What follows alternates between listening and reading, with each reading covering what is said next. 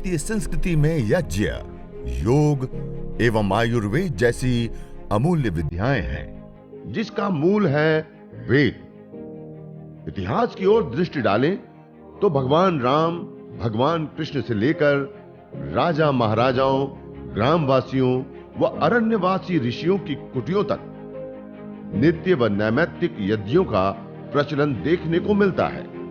आज पूरी दुनिया में केवल वायु प्रदूषण से प्रतिवर्ष 70 लाख से अधिक लोग मौत के मुंह में समा जाते हैं। प्रकृति के साथ मनुष्य के ऊपर भी अब खतरे की घंटी बज चुकी है। विकास की दौड़ में हम प्रकृति का जतन करना भूल गए हैं। मनुष्य अन्न के बिना 3 महीने, पानी के बिना 3 सप्ताह जीवित रह सकता है, परंतु हवा के बिना 2 मिनट भी नहीं। वही हवा जो जीवन देती है, आज जानलेवा हो गई है, जिसका समाधान है यज्ञ एवं वृक्षारोपण। वेद का उद्घोष है, अयं यज्ञो भुवनस्य नाभिः। यज्ञ पंचभूतात्मक देह से लेकर ब्रह्मांड तक में स्वास्थ्य एवं संतुलन को कायम करता है। वैज्ञानिक शोध दर्शाते हैं कि यज्ञाग्नि में उत्तम गुणवत्ता युक्त घृत, जड़ी बूटियां एवं समिधा आदि की मंत्रोच्चारण पूर्वक आहुति देने पर वो द्रव्य अत्यंत सूक्ष्म व आरोग्य वर्धक होकर हमें स्वास्थ्य एवं दीर्घायुष्य प्रदान करता है।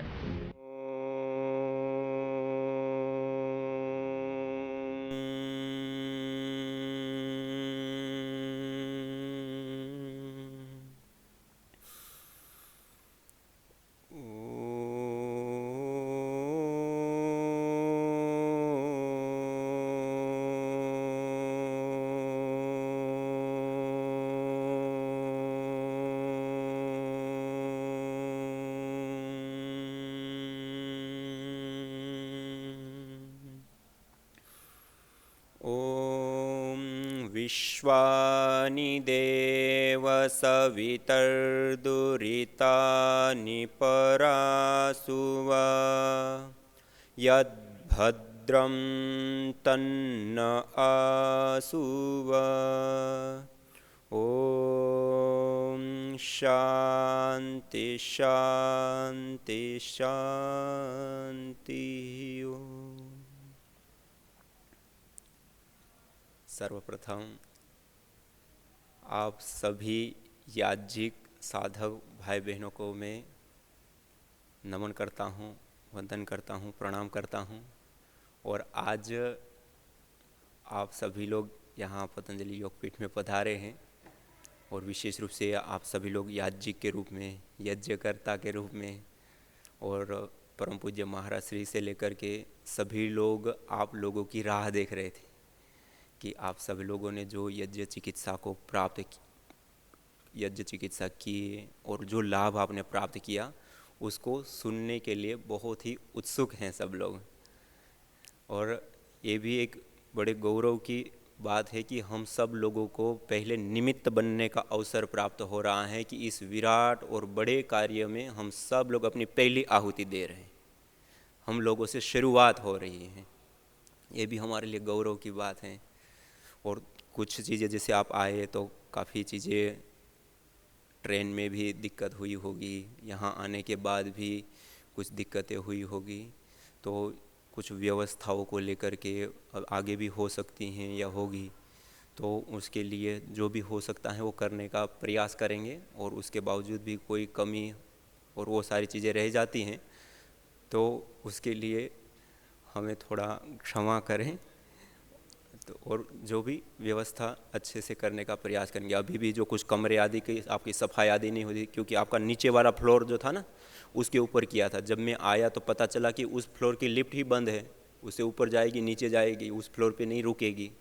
तो मैंने कहा उस पर नहीं रखेंगे क्योंकि कई लोगों को दिक्कत है ना, तो फिर सबका एक साथ रखना भी ज़रूरी है, क्योंकि जो सूचना है, भोजन है या वो सब चीज़ें पहुंचाने के लिए उन लोगों को सरलता हो जाती है। कोई नीचे रह रहा है, कोई ऊपर रह रहा है, कहीं कमरे में छूट गया कोई, फिर उनको भोजन नहीं मिला, नाश्ता नहीं मिला, कोई दूसरी दिक्कत होगी, सूचना नहीं मिल पाई, तो फिर तीसरे फ्लोर पे किया तो उस पर सफाई नहीं थी, तो उसमें भी थोड़ा सा दिक्कत हो गई।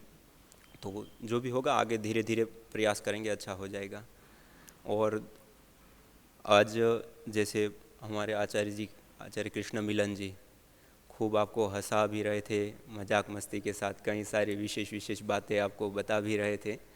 तो यह हमारे साथ जब तक आप यहाँ रहेंगे, आपका साथ देंगे, आपके साथ रहेंगे, जहाँ पे भी जाएंगे आएंगे, तो उसके नंबर आप सभी लोग रखेंगे। कहीं कमरे में कोई दिक्कत है, भोजन आदि में कोई दिक्कत है, कोई स्वास्थ्य से संबंधित कोई दिक्कत है, कोई औषधि की आवश्यकता या कुछ भी जो भी हो, तो आप संपर्क करेंगे तो तुरंत उसको करने का प्रयास करेंगे तो अच्छा हो जाएगा।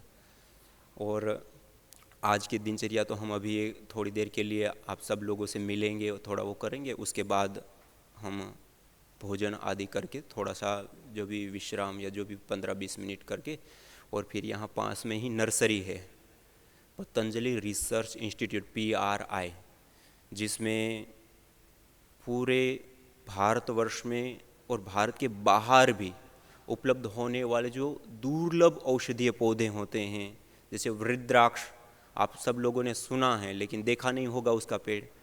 आपने दालचीनी खाई है, हर रोज़ खाते हैं लेकिन उसका पेड़ नहीं देखा होगा। तेज पत्ता खाते हैं, उसका पेड़ नहीं देखा होगा। चंदन हमने सुना है, वो सब किए हैं, उसके पेड़ नहीं देखे होंगे।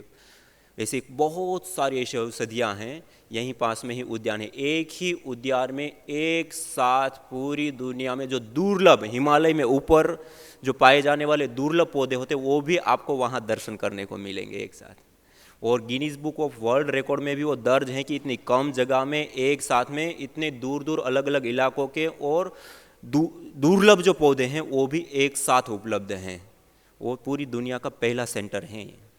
वो पौधे भी हैं और उसके साथ साथ वो रिसर्च का जो कार्य होता है वो भी बहुत सारा कुछ है। तो वो फिर अपन लोग देखेंगे और उसके बाद हम चलेंगे यज्ञ में, जो चतुर्वेद पारायण यज्ञ पिछले कुछ दिनों से शुरू हुआ है। तो हम सभी लोग उसमें सहभागिता निभाएंगे, अपनी भागीदारी निभाएंगे और यज्ञ करेंगे 3 बजे से लेकर के 6 बजे के आसपास।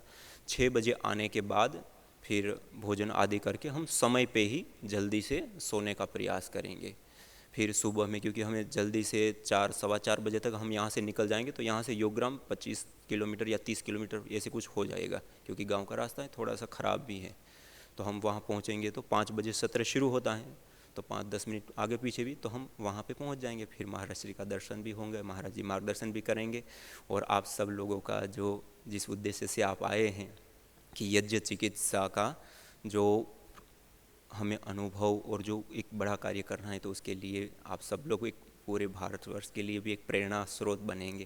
तो इस प्रकार का कार्यक्रम कल पहले हम आस्था चैनल के ऊपर कार्यक्रम आप लोगों का रहेगा, फिर उसके बाद इंडिया टीवी पर रहेगा, उसके बाद अस्मिता आदि का कुछ होगा, और उसके बाद फिर हम वहीं पे योगग्राम को थोड़ा देखेंगे सारा, जो भी वो भी बहुत बड़ा सेंटर है, पूरा विश्व का नेचुरोपैथी का सबसे बड़ा सेंटर है।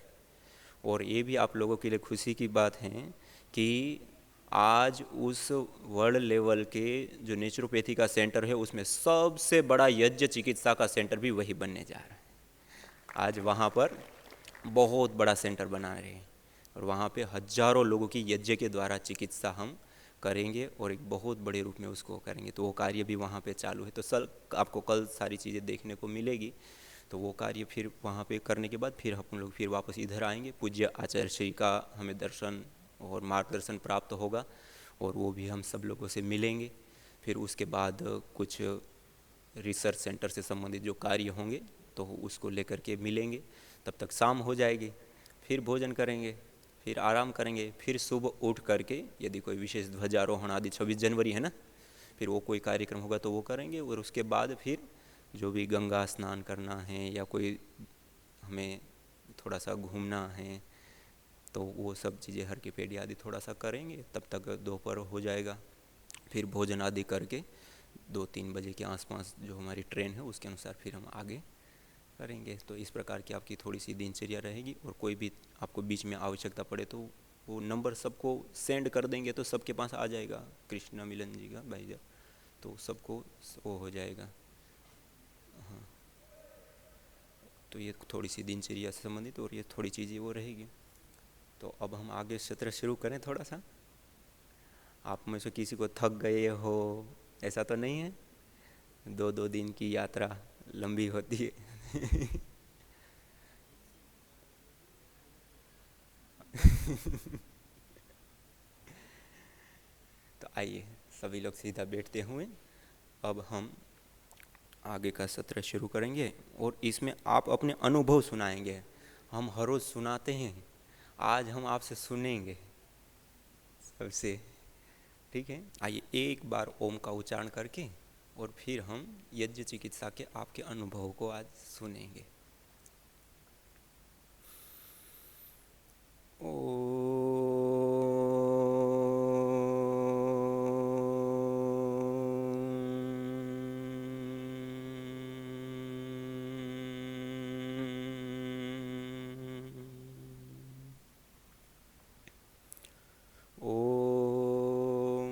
अग्निमीळे पुरोहितं यज्ञस्य देवमृत्विजं होतारं रत्नधातमम्।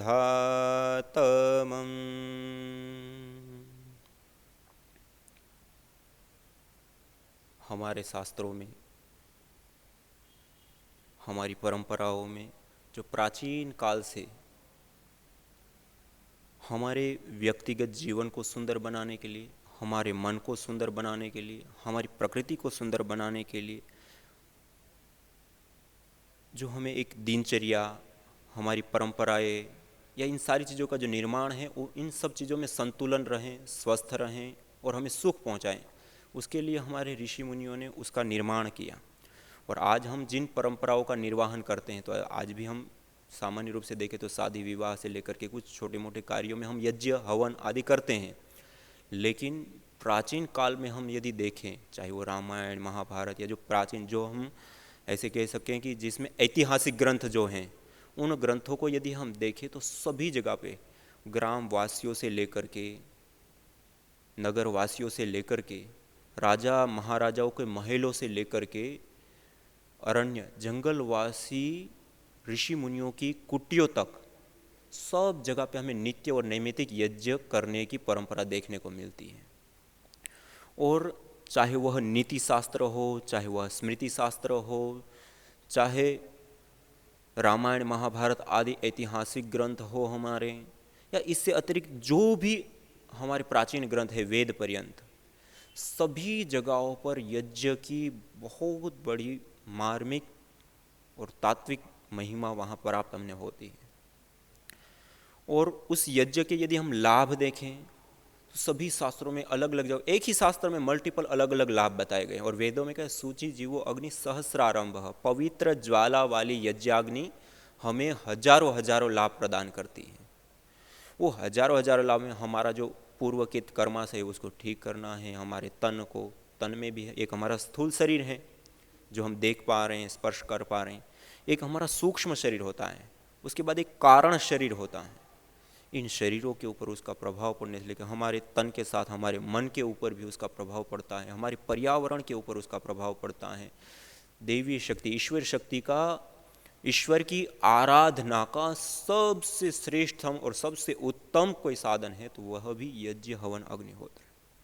अर्थात कहने का अभिप्राय है कि शास्त्रों में यज्ञ से भौतिक सिद्धि, इष्ट काम दुख, सर्व काम दुख, सभी की इच्छा होती है ना, हमारी इच्छा पूरी हो, सबकी इच्छा होती है हमारी इच्छा पूरी हो। और ऐसा कोई साधन बताएं तो वो है यज्ञ। हम कल्प वृक्ष की कल्पना करते हैं, बताते हैं, लेकिन किसी ने देखा नहीं है कल्प वृक्ष क्या होता है, कहीं उसका वर्णन भी हमें इस प्रकार का नहीं मिलता है, लेकिन एक कहावत के रूप में उस रूप में आ गया।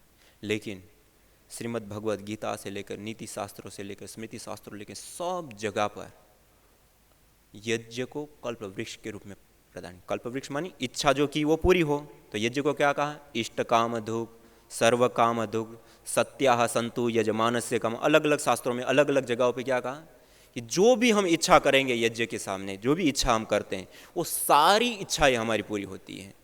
और हम कुछ शास्त्रों को देखें जैसे नीति शास्त्र आदि, तो उसमें अभिचार याग भी होते हैं, अपनी नगर की रक्षा करना या जो भी शत्रुओं को दूर करने के लिए अभिचार याग भी होते हैं। उसके भी परिणाम, आप अच्छी इच्छा करोगे तो अच्छी पूरी होगी, बुरी करोगे तो बुरी होगी।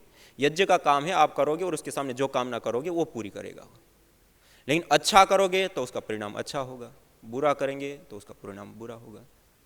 पुण्य मिला, पुण्य से अच्छा, पाप हुआ तो उससे बुरा। लेकिन यज्ञ एक कल्प वृक्ष है, जो इच्छा करते हैं वो पूरी होती है। और हमने पिछले कुछ सालों से देखा है कि अलग अलग प्रकार की समस्याओं को लेकर के लोग आते हैं, उनको यही बताते, देखो ये है शास्त्रों की बातें, आप करके देखो। और लोगों ने किया और उन्होंने पाया।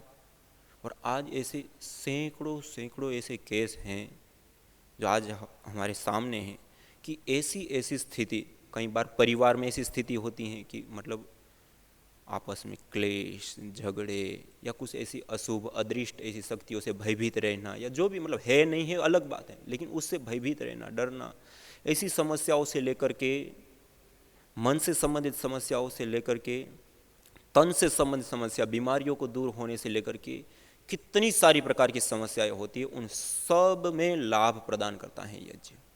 एक तो प्रत्यक्ष रूप से, यदि हम दृष्ट रूप में देखें, यज्ञ के दृष्ट लाभ भी बहुत होते हैं और अदृष्ट लाभ भी बहुत होते हैं।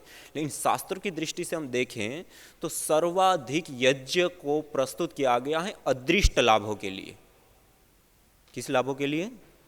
अदृष्ट, जो हमें दिखाई दे रहा है कि बीमारी ठीक हो गई, पर्यावरण शुद्ध हो गया, या दूसरी तीसरी जो भी चीज़ें दिखाई दे रही है वो बहुत दृष्टम अल्पम अदृष्टम अनल्पम, ये भी एक शास्त्रों का सिद्धांत है कि जो हमें दिखता है ना वो बहुत अल्प होता है और जो नहीं दिखता है वो बहुत ज़्यादा होता है।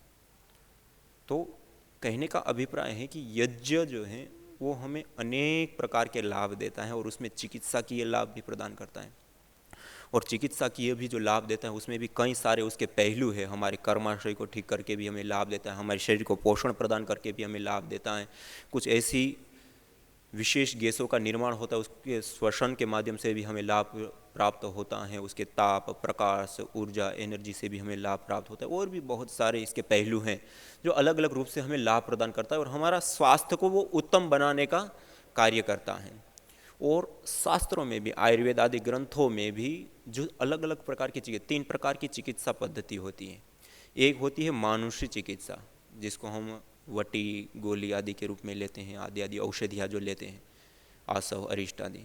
एक होती है आसुरी चिकित्सा, जो ऑपरेशन जिसको हम कहते हैं चीर फाड़ आदि करके जो क्रियाएं की जाती हैं वो सारी आती हैं आसुरी चिकित्सा के अंदर। और एक होती है देवीय चिकित्सा। और यज्ञ, मंत्र, ये सारी चीज़ें आती है देवीय चिकित्सा के अंदर। तो जो बीमारियाँ मानुषी चिकित्सा, आसुरी चिकित्सा भी ठीक नहीं हो सकती हैं, ऐसी बीमारियां किस चिकित्सा से ठीक होती हैं? देवीय चिकित्सा से। कुछ बीमारियां ऐसी होती हैं जो हमारे पूर्वकृत कर्माशयों के कारण होती हैं। किसी का हमने पूर्व जन्मों में या इसी में किसी का ऐसा मन दुखाया है, किसी को बहुत ज़्यादा हमने हानि पहुंचा दी है, या कुछ उन्होंने अपने मन से ऐसा श्राप या ताप या हमने कोसा है, उसके कारण भी बीमारियां होती है। आप आयुर्वेद ग्रंथ को पढ़ेंगे तो उसमें ऐसी बातें भी, सब चीज़ें मिलती हैं, उसके कारण भी हो जाती है। फिर उसकी आप दवाई करोगे तो दवाई से ठीक नहीं होती है वो। आपने कई लोगों को देखा कोढ़ हो जाता है, कोई ऐसी बीमारी हो जाती है, वो दवाई भी ले रहे हैं, सब चीज़ कर रहे हैं, लेकिन वो ठीक नहीं होती। तो ऐसी भी जो बीमारियां होती हैं वो भी ठीक होती हैं यज्ञ चिकित्सा से, मंत्र चिकित्सा से, जिसको देवीय चिकित्सा कही है। तो ये बहुत सारा लाभ और बहुत सारी चीज़ें हैं और आप में से बहुत सारे लोगों ने इसको प्रत्यक्ष किया है। तो मैं चाहूँगा कि आप ही में से आप लोग अपना एक एक अनुभव बताएंगे। पहले कौन बताएंगे? नमस्ते जी। नमस्ते। हाँ, मैं नखत्राणा मोटी वीरानी से आई हूँ। मेरे बेटा को मस्कुलर की बीमारी है। अभी 1.5 महीना हुआ, यज्ञ किया तो चलने लग गया। वो पथारी में था, बहुत नहीं चल पाता था, अभी इतना चल सकता है। पहले बिल्कुल ही नहीं चलता था। हाँ। दवाई ले रही थी माता जी? हाँ। तो वो दवाई से फर्क नहीं हुआ? नहीं, दवाई से फर्क नहीं पड़ा। अच्छा। 8 साल का था तब हुआ है। 8 वर्ष के थे तब से ये प्रॉब्लम थी, धीरे धीरे बढ़ी। हाँ। और उसके बाद अब आपने ये चिकित्सा ली, यज्ञ चिकित्सा, 1.5 महीना। ये लिए, उससे पहले बेड पे रहते थे। हाँ। और ये चिकित्सा लेने के बाद अभी चल रहे हैं। हाँ, क्रिकेट भी खेलने जाता हूँ। वाह। अभी आपका अनुभव कैसा है? आगे आपको कैसी आशा दिख रही है? मैं जल्दी से ठीक होने वाला हूँ। हाँ। अभी पहले कैसे लग रहा था? पहले भारी भारी सा शरीर होता था पहले, अब हल्का हो गया हूँ यज्ञ करने के बाद। हर रोज करते हैं? हाँ, रोज 2 टाइम। सुबह और सायंकाल? हाँ। कितनी देर करते हैं? 1 घंटा। 1 घंटा यज्ञ ही करते हैं? यज्ञ 20 मिनट करता हूँ और बाद में वो सामग्री डाल के मैं वो सब प्राणायाम और सब करता हूँ। अभी डॉक्टर ने तो बोला था कि 15 साल का होगा तो भगवान के पास चले जाएगा, ऐसा ही बोल दिया था। अच्छा। अभी तो 18 साल का हो गया है। 15 साल में चला जाएगा। और अभी 18 साल का हो गया। हाँ। और अब ठीक होने लग गए। हाँ। हाँ, देखो विशेष लाभ। और कुछ लाभ मिला? ये तो एक बीमारी में लाभ हुआ, और कुछ? हाँ। माता जी, आपको, आपके परिवार को या भ्राता जी को ही कोई दूसरी समस्या हो उसमें? हाँ, पड़ोसी में है, हमें यज्ञ करते हैं। हमारे पास में है लड़की 10 साल की, वो रोज हवन में आती है। वो पंप मार लेती थी, अस्थमा था उसको, वो पंप भी उसको निकल गया। वाह। अभी रोज हमारे घर पे वो यज्ञ करती है। हम इधर आए तो वो बोले हम घर पे करेंगे यज्ञ, तो करो। उनका नाम क्या है वो बहन का? नैना। नैना। हाँ। अस्थमा की प्रॉब्लम ठीक हो गई? मतलब पंप छूट गए? हाँ, पंप छूट गया। ने अभी एक शुगर वाले माता जी आता है, वो उसको बहुत आलस होता था, शुगर बहुत ज़्यादा होता गया, तो हवन में आते हैं तो उसका कम हो गया है शुगर ने, शरीर बहुत हल्का हो गया है। वो बोलता है मेरे को अच्छा भी लगता है इसमें। वाह। अभी रोज करेंगे वो यज्ञ। उनका क्या नाम है? उसका माता जी का नाम लीलाबेन। नीला? हाँ, लीलाबेन। हाँ। लीलाबेन को शुगर में लाभ हुआ। हाँ। नैना जी को अस्थमा में लाभ हुआ। आनंद जी को मस्कुलर डिस्ट्रोफी में लाभ हुआ। और किसी को? और किसी को नहीं, बस इतने 3 है। तीनों को 3 अच्छा, लोग आए और तीनों को ही लाभ हुआ। हाँ, तीनों को लाभ 100% लाभ। हाँ, 100%। 100% ही हो गया ना। 3 लोगों को ट्रीटमेंट दी, तीनों को ही लाभ हुआ। एलोपैथिक में हम 100 लोगों को देते हैं, उसमें से 30 लोगों को लाभ होता है विशेष। बाकी कुछ 25 से 1% ऐसे होते हैं जिनको आधा अधूरा लाभ होता है, और बाकी लोग फिर दूसरा हॉस्पिटल बदलते हैं।